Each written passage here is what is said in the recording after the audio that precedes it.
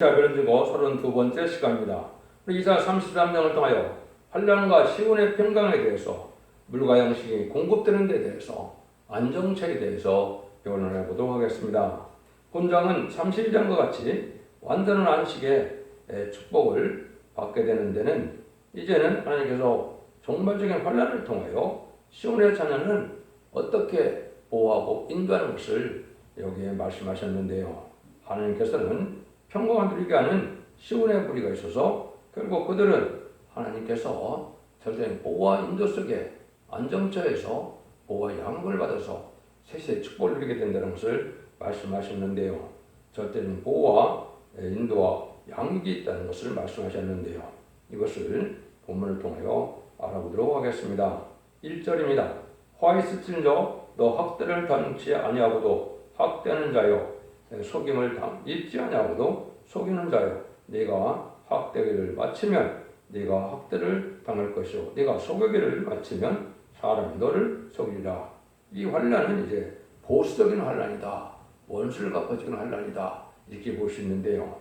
화있다는 것은 시인빨의 환란을 받는다는 뜻이고 학대를 당신한 자를 학대한다. 이거는 이제 첫 번째는 무신론 유물의 공산당 세력을 뜻하죠. 남을 학대하고 남을 속이고 이런 자기들의 권세만을 믿고 나가는 이런 무신론인의 공산당 세력이 여기에 해당이 됩니다. 이런 자들이 이제 보수적인 환란 때 재앙의 아래 반응할 수밖에 없다는 걸 지금 말씀하는 것이고, 하나님이 주시는 화는 인간의 힘으로 피할 수 없고 또 당할 수 없기 때문에 망할 수밖에 없다는 것이죠. 그래서 남을 속이고 남을 학대하는 사람이 오히려 이제 학대를 당해서 망하는 것을 우리가 볼 수 있다. 이것을 이제 1차적으로는 무신론의 공산당 세력이고, 그 다음에는 이제 무신론 유물론 공산당 세력을 좋아하는 음녀 정권과 교권이 여기에 해당이 되죠. 그래서 하늘을 대적하고 주님을 대적하고 진리를 대적하는 공산당 세력을 좋아하는 정권과 음녀 교권들이 바로 여기에 해당돼서 WCC라는 것은 뭡니까? 공산당을 용납하고 다원론을 주장하는 이런 자들인데, 이런 자들도 보면 거짓말을 잘하고 또 남을 속이고 또 남을 확대하고 옳게 하는 자들이 많이 있는데요. 이것이 이제 음녀 정권과 교권의 이제 특징이다 볼 수 있죠. 왜냐하면 근본적으로 마귀는 속이는 거고 또 남의 걸 약탈하는 것이 마귀의 세계인데, 이런 것을 좋아하는 자들은 그런 세력이 됐다 망할 수밖에 없다는 것입니다. 2절입니다. 여호와여 우리에게 은혜를 베푸소서. 우리가 주를 앙망하오니 주는 아침마다 우리의 팔이 되시며 환난 때 우리의 구원이 되소서. 근데 이때 하나님께서는 아침마다 이제 은혜를 베푸시고 구원을 베푸신다고 그랬죠. 이것이 중요한 의미가 있죠. 한국의 기독교의 특징이 아침 새벽 기도가 있다는 것인데, 이 새벽마다 하나님께서는 이렇게 은혜를 베풀고 또 여기에 보니까 우리의 팔이 되어줘서 환난 때 우리의 구원을 되신다고 했죠. 이때 능력을 받고 은혜를 받는 것을 뜻합니다. 그래서 아침에 은혜 받는 것이 참 중요한데요. 이건 그런 정도의 의미만 있는 것이 아니고, 하나님께서는 이제 아침마다 이것이 여호와께서 마지막 변론하신다고 침례하신다고 이사야 3장 13절을 보면 여호와께서 심판하러 서시도가 또 이제는 변론하러 서시도다 또 심판하러 서시도다 이렇게 말씀했죠. 심판을 하기 위해요. 변론하고는 심판하신다는 건데요. 하나님께서 그러면 이걸 직접 하시는 게 아니죠. 하나님의 종이 해야 되니까 하나님의 종이 할 것을 이제 여러분 성경에 말씀했습니다. 이사 50장 4절에서는 아침마다 하나님께서 학자가 짓게 되게 하시고 학자가 자라되게 하신다 이렇게 말씀도 하시고, 3장 5절에서는 이제 아침마다 간단없이 자기의 공의를 나타내신다. 불의한 자는 수치를 알지 못한다. 이것은 바로 아침마다 하나님께서 살 길을 알려주는 것이 바로 시인빨의 타렌틀의 변론인 겁니다. 마지막 예언의 변론을 읽고 듣고 지키는 자가 복이 있어 원죄자 분들의 별을 받아서 죽지 않고 새 시대 가고 주님 앞에 승천하는 이런 복을 받게 되는 것은 아침마다 알려주는 건데, 여러분들이 지금 이 듣는 변론이 아침마다 하나님께서 깨닫게 하고 알게 하시는 하나님이다 이렇게 볼 수가 있습니다. 이런 성경들이 참 많습니다. 여러 군데 아침마다 하신다는 말씀이 나오는데, 근데 하나님께서는 미가도 1장 1에서 보면 이제 주께서는 성전에서 그리 하신다. 성전에서 하신다. 또 이제 스가랴 2장 10절에는 여호와께서 그 성소에서 일어나심이라 하더라 이렇게 되잖아요. 그것은 성전과 제단이 있다는 것이죠. 그것은 하나님께서 택한 첫 제단을 통과하는 것이고 제단은 순금대 제단을 덧대서 이제는 마지막 알곡을 모으는 제단을 인간적으로 마지막으로 제단을 통하여 역사하실 것을 말씀하셨는데 스가랴 4장 2절에서는 그 제단은 잠든 영혼을 깨우치는 순금대 제단이다 이렇게 말씀했고요. 계시록 1장 12절이나 그리고 11장 4절에는 이걸 촛대계라고 했죠. 제레미주가 7 금토대 사이에 다니신다 이렇게 말씀하는 걸 보면 이러한 제레미주를 영접할 복음을 전할 교회가 바로 촛대계인 것을 우리가 알 수 있다 이 말입니다. 그래서 이런 진리를 알게 하시고야 온 세상의 의로운 심판이 되겠기에 하나님께서 2000년 동안 누구든지 주님을 구세로 영접하면 얘기해서 천국성 쌓는 그러한 기회를 주시고 마지막 한 일의 동안에는 잠잠전에 신인편의 다름치는 변론을 마지막 사랑의 변론을 한국 다서는 이 변론대로 순종하고 이거는 말씀 읽고 듣고 지켜서 충성과 진리를 다하면은 일검령을 줘서 변화 성천하는 일이 있게 되고요. 그래서 변화 성천할 수 있는 그런 신부단정을 못되었을 때도 들리 앞에 순종하면 예비적 보호죄에서 구원받게 하셔서 남은 종 남은 백성으로 세세 축복을 받게 하신다는 그런 말씀인 것입니다. 3절 4절입니다. 진동시키시는 소리로 인하여 민족들이 도망하며 주께서 일어나심으로 인하여 열방이 흩어졌나이다. 황충의 모임같이 사람이 너희 노량물을 모을 것이며 메뚜기에 뛰어오름같이 그들이 그 위로 뛰어오르리라. 그건 세계 민족들이 정말 환란이 없어서 주께서 일어나심으로 열방이 다 흩어져서 황충의 모임같이 사람들이 노략질을 하는 이런 날이 된다 이 말이죠. 이것은 이제 구약에서 주께서 그러는 것은 여호와 하나님이라는 뜻이죠. 신약에서는 주께서 그러면 우리 주님을 말씀하시지만은 이제는 구약에서는 아직 성삼위 하나님이 나타나지 않으므로 주께서 그러면 여호와께서 하시는 말씀이죠. 그거는 하나님의 심판이 환란이 올 때는 세상 사람들이 이제 망할 수밖에 없는 그런 때가 오는데 여기에 보면 이제는 뭐가 나타난다 했습니까? 메뚜기라고 했죠. 그래서 메뚜기 같은 이것은 북방 군대를 성경에서는 메뚜기라고 했습니다. 북방 환란을 통하여 무실로 여분의 공산당 세력을 통하여 심판의 환란을 통하여 심판하는 도구를 사용하는 것이 이게 북방 군대거든요. 그래서 위에서 2장 25절도 보면 내가 전에 너에게 보낸 큰 군대 곧 메뚜기와 늑과 황충과 밭종에 먹은 횟수대로 너에게 갚아주리니 이런 얘기를 했고요.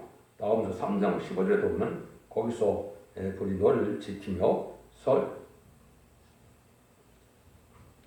거기서 불이 너를 삼키며 삼킨같이 너를 회기를 늑것이 먹는 것 같이 하리라. 내가 늑같이 스스로 많게 할지어다. 내가 메뚜기가 같이 스스로 많게 할지어다. 이거는 이제 공산당 세력의 군대들이 많다는 뜻입니다. 그래서 공산당 군대는 세상을 심판하기 위한 도구를 사용하는 세력이 된 것을 말씀하신 것이죠. 5절입니다. 여호와께서 주존하시니 이는 높은 데 거하시며 공평과 의로 시온에 충만케 하십니다. 하나님께서는 이제 절대적인 천지 창조주의 의력을 갖고 있으시니까 하나님 하시는 일을 누가 막을 수도 있고 막을 수도 없고 이제는 피할 수도 없는 일이죠. 하나님께서 하시는 일은 공평과 의로 시온에 충만케 하신다 그랬죠.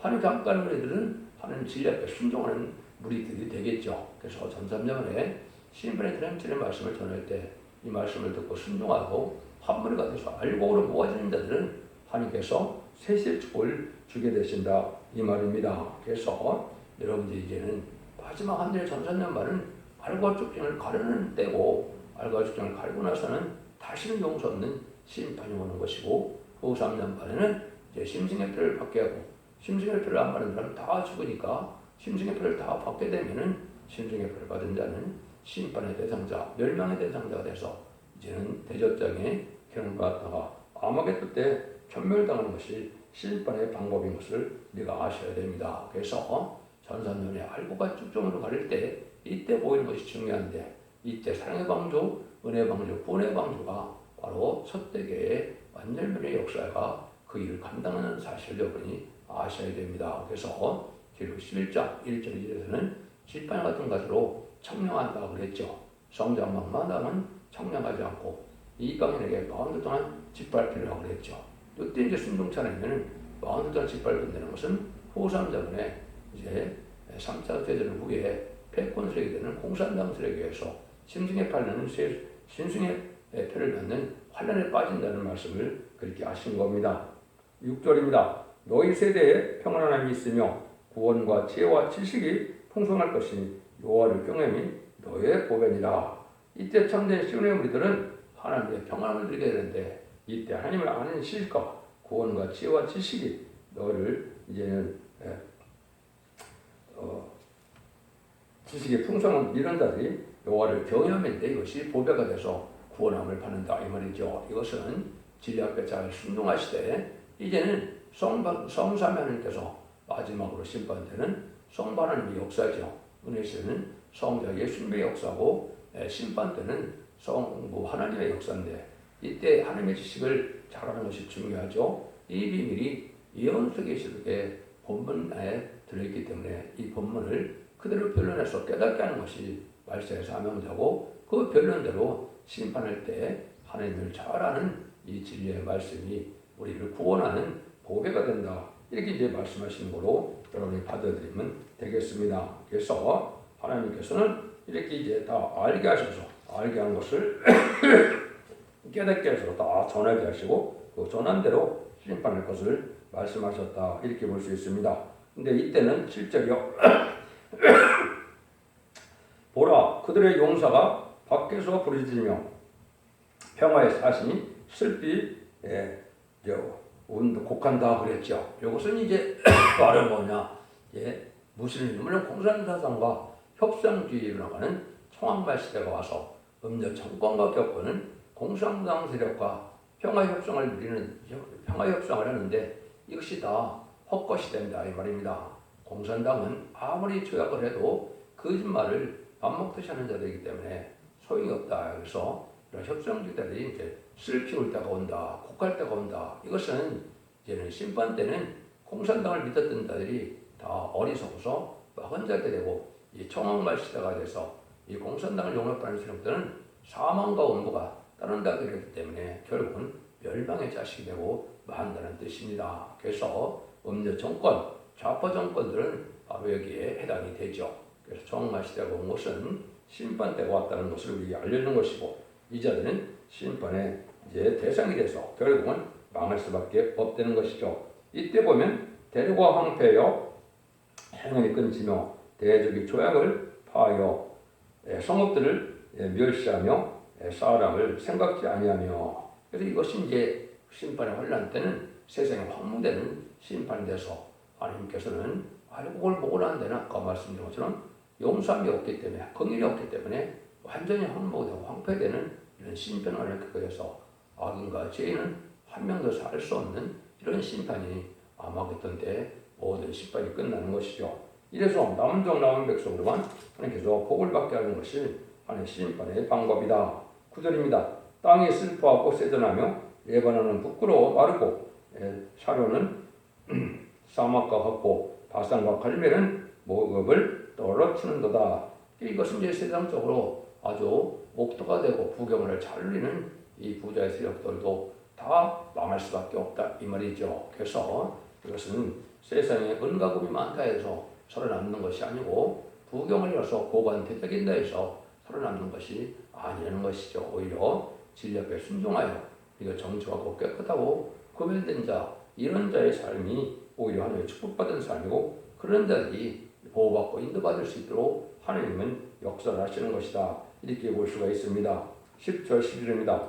여호와께서 가라사대 내가 이제 일어나며 내가 이제 나를 높이며 내가 이제 지극히 높이오리니 너희가 결을 잉태고 집을 해산할 것이며 너희 호흡은 불이 되어 너희를 섬길 것이며 민족들은 불에 돕는 햇돌 같겠고 배에서 불에 사르는 가시나무 같으리로다. 이것은 이제 마지막 하나님께서 아까 말씀드린 것처럼 알곡으로 먹어지는 자는 후삼잔만에 빠지고 후삼자면서 심중의 패를 받는 자는 대접장에 이제는 고난을 받다가 이제는 아마겟돈 때 불사람을 당하게 된다 이 말입니다. 이건 마지막으로 핵물 같아서 너희 호흡이 불이 되고 불에 굽는 햇돌 같다 해서 세상은 다 불떡 쓰는 세상이 돼서 하나님의 재창조하여 예정을 회복해서 천명을 이루는 것이 하나님의 심판 후에 하나님 복을 주는 방법이다.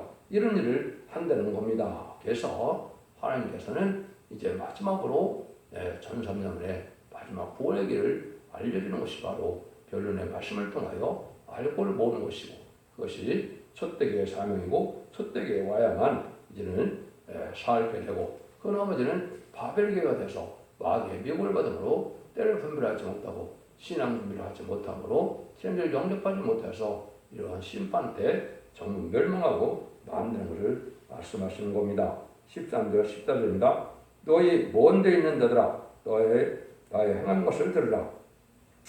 그 너의 가까이 있는 자들아 나의 권능을 알라. 시온에서 시온의 의인들이 두려워하여 경건치 않은 자들이 떨며 이르기를 우리 중에 누가 삼키는 불과 함께 거하겠으며 우리 중에 누가 영령이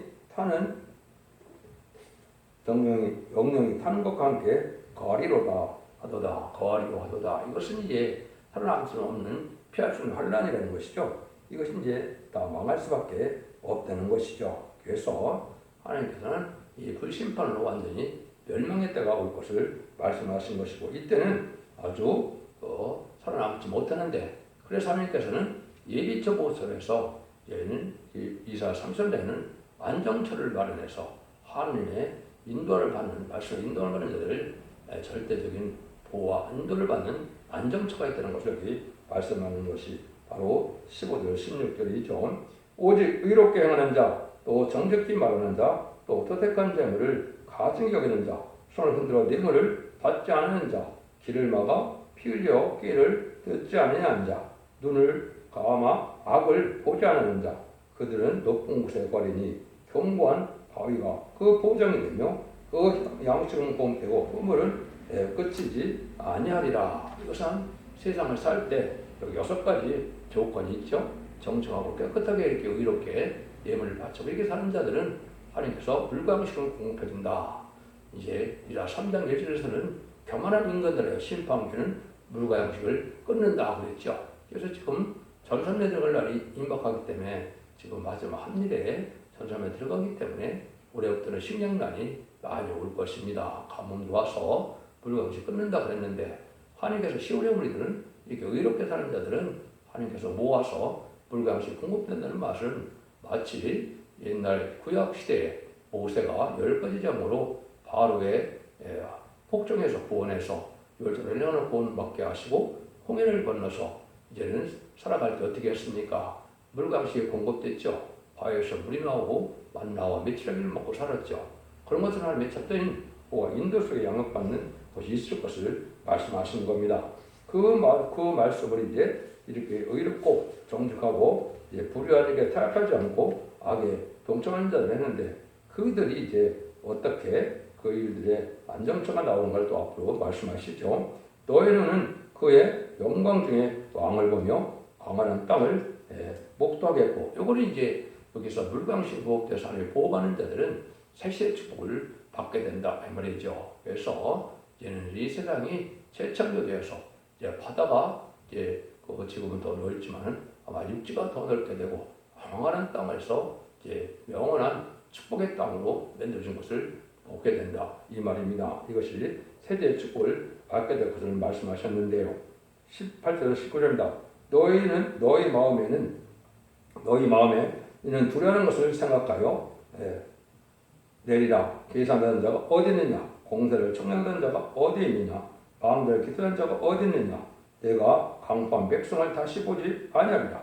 그 백성은 방언이 어려워서 네가 알아듣지 못하며 말이 이상하여 네가 깨닫지 못하는 자니라. 그래서 이럴 때는 하나님께서 완전히 세상의 부경을 누리는 자, 세상에 과학자가 됐건 어떻든 뭐 큰 고관 대적이 됐건 다 망해서 멸망할 수밖에 없다는 것이죠. 그래서 강포하는 그런 백성들은 바로 전멸을 당하게 돼서 찾아볼 수가 없도록 다 망한다는 것이죠.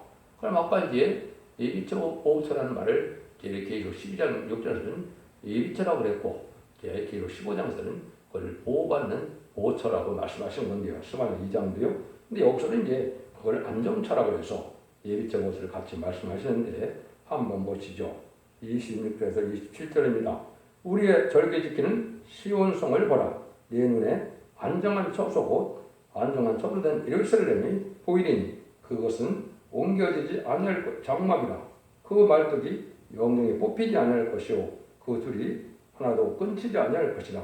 여호와께서는 거기서 의염 중에 무리와 함께 계시리니 그 곳은 마치 요지라는 배나 큰 배가 통행치 못할 넓은 하수나 강같이 뚫릴 것이라. 대저 여호와는 우리의 재판장이시오 여호와는 우리에게 율법을 세우시는 자시오 여호와는 우리의 왕이시니 우리를 구원하실 것입니다. 하나님께서 이렇게 새 시대 백성을 인도받는 데는 안정된 처소가 있다고 그랬죠. 시온의 무리가 돼서 하나님의 기뻐하는 무리들이 된 자들은 영원한 이제 안정처에서 보호해주는 때는 이것은 물론 이제 후삼 전망과 대접전과 아마겟돈 재창조 기간 동안에 보호받을 것을 말씀하신 것이죠. 이거는 마치 천군 천사가 이제 다 둘러친쳐서 지켜주는데 인간적으로는 보호받느냐 이렇게 여기 볼 수 있는 것은 바로 이제 여러분들이 이제 중국 가면 자금성을 보시는데 자금성은 임금을 보호하기 위해서 둘레를 잘 파서 큰 강같이 만들었죠. 그걸 해제라 그러죠. 이것은 바로 왕을 보호하는 것인데 그런 것처럼 하나님이 절대히 보호하는 그런 장소가 있다는 겁니다. 이거는 이제 말세 사명자에게 하나님께서는 특권이죠. 그래서 여호수아와 갈렙이 이제는 인도에서 모세를 대신하여 인도하여 가나안에 들어가서 이제 여리고성을 무너뜨리고 다른 걸 이런 건설하는 것처럼 그런 과정에 있는 것처럼 이런 때가 오는 겁니다. 그래서 하나님 이렇게 절대적인 보호와 인도 속에서 보호받는 때가 오는데 이것이 하나님의 절대적으로 이제 지략에 신중하여 남은 백성들이 이제 누릴 새시대 축복을 받게 하는 방법인데 여기는 특별히 이제 남은 백성에 대해서 말씀하시는 것이다. 이렇게 볼 수가 있는 겁니다. 그래서 그런 안정처가 이렇게 있게 되고 안정처는 하나님의 말세 사명자를 통하여 알려주기 때문에 말세 사명자를 시행 사명자를 잘 만나야 되고 그 사명자와로 소득의 사명자가 돼서 모든 자들을 인도하는 일을 하게 된다. 이렇게 볼 수 있습니다. 이럴 때 우리가 신앙이 발휘되어야 된다는 것을 말씀하시죠. 23절, 24절입니다. 여기 돛대줄이 풀렸었고 돛의 밑을 튼튼히 하지 못하였고 돌을 달지 못하였느니라. 내가 때가 되면 많은 그 재물을 탈취하여 나누리니 저는 자도 그 재물을 취할 것이며 그 고민은 내가 병도는 하지 아니할 것이며 거기 관한 백성은 사죄함을 받으리라. 합당한 자들은 이제 이렇게 사죄함을 받아서 복을 받게 되는데 합당치 않은 자는 병을 들려서 다 이렇게 죽게 된다 이 말이죠. 그런데 우리가 믿음을 튼튼하지 못하게 하실지라도 하나님의 말씀에 순종하면 그는과 자비에 인도받아서 모든 것을 지금 하나님의 복을 누리게 된다. 그래서 탈심을 나누는 것처럼 전쟁에서 승리한 자가 모든 것을 차지하는 것처럼 세상을 심판하고 한다면 이 세상을 차지하는 자들이 되는데 이 믿음을 여러분 이제 신약 성경에서 보면 배로 표현을 했죠. 그런 것처럼 배가 이제 온전하게 갖춰지지 않았지만 신앙이 온전한 신앙은 아니지만 순종하는 자들로 하나님 복을 받게 한다 이 말씀이죠. 그래서 디모데전서 1장 13절에 보시면 19절이죠. 19절에 보시면 믿음의 착한 양심을 가지라. 어린이들이 이 양심을 버렸고 이 믿음에서는 파산하였느니라. 이 양심을 버린 자들이 이제는 믿음이 파산되었다. 그래서 기독교라는 것은 양심이 발효되지 않고는 신앙의 열매를 발효하지 못하고 양심이 발효되지 않고는 하나님의 남은 백성이 되지 못하는 겁니다. 그래서 양심이 먼저 발효돼야 신앙을 장성해서 하나님의 귀한 종도되고 또 하나님의 택한 백성들에서 새 시대의 복을 누리게 된다 이 말이죠. 그래서 하나님께서는 아무리 이렇게 어려운 환난 재앙이 와도 하나님의 택한 백성들은 절대 보호와 인도함을 받게 하는 놀라운 예비치 안정처가 마련됐다는 사실을 믿으면 얼마나 하나님께서는 모든 것을 예배한 가운데 인도하게 될 것을 말씀하신 것이고, 심판이라는 것은 복을 주어야 하는 것이지 망하게 하는 것이 목적이 아닌 겁니다. 마치 농부가 농사를 지면 알곡을 아껴서 모으듯이 하나님께서도 이제 택한 백성, 택한 종들에게 절대적인 보호가 필요하지 않게 하는 모든 역사가 있다는 것을 우리가 참으로 잘 소망하게 되는 건데요. 그것은 지휘 앞에 순종하는 자들을 하나님이 그리하는 것이죠. 그래서 인간으로의 다시의 사명자가 마지막으로 시인권의 타락의 변호를 정할 때, 이때 믿고 순종할 따르는들이 알곡에 대해서 이러한 보호처, 인도처, 보호처 이제 가서 안정처라고 여기는 그랬죠. 안정처 절대 보호받다가 새 시대의 축복을 누리게 된다 이 말입니다.